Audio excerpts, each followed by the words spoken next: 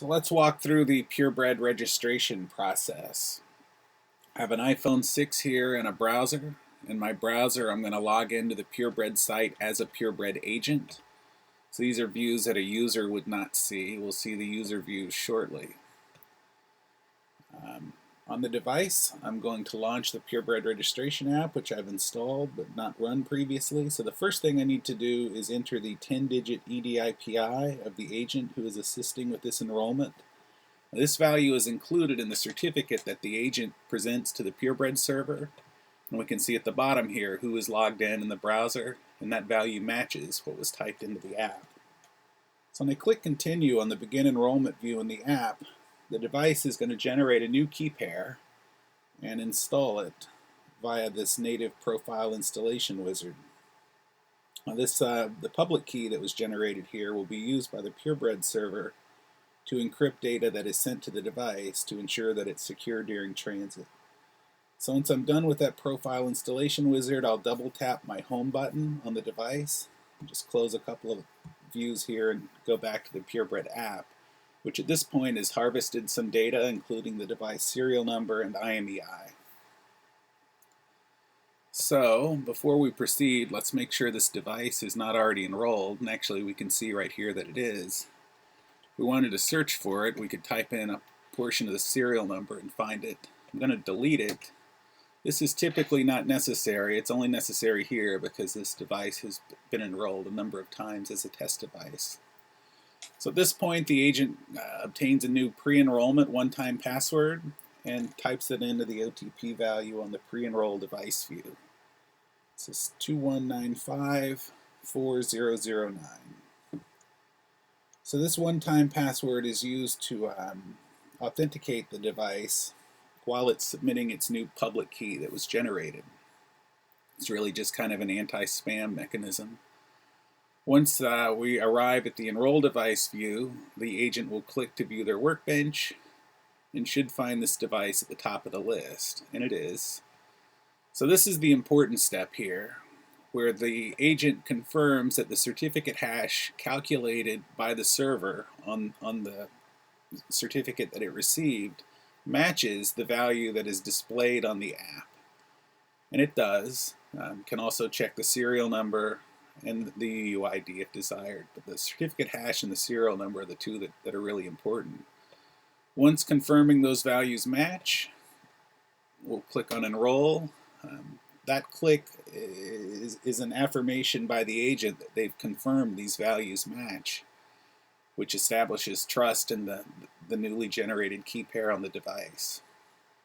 It gives us now a new enrollment one-time password, which is time limited, in this case good for 3 minutes, and also context limited, so it's only applicable to this device with this agent participating. So back on the device, I'm going to type that new enrollment one-time password in, so 6553-5966. When I click Continue here, the server is going to send down, encrypted, instructions to the device to talk to a DoD CA and obtain a new DoD-issued certificate for that device key pair.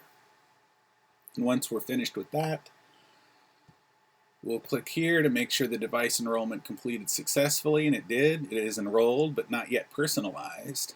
So to personalize it, we'll type in the EDIPI or email address of the user who's going to receive the device. I'm going to use the email address in this case. Back on the device, I'll click User Key Management, and this is the view that the user would see. Typically, a user isn't going to see the views that we've just gone through. They may see the views on the device if they're working with an agent on the phone to obtain the one-time passwords. So I'm going to close the agent's browser now and log in as a user.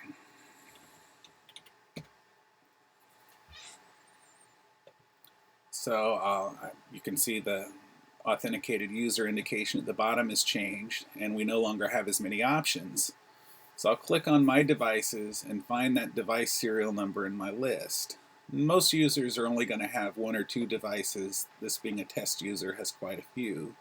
But here's the new device. We'll click Generate One-Time Password and type that value in to into the app. So you'll notice at the moment we only have one button displayed in the app, and that's download configuration.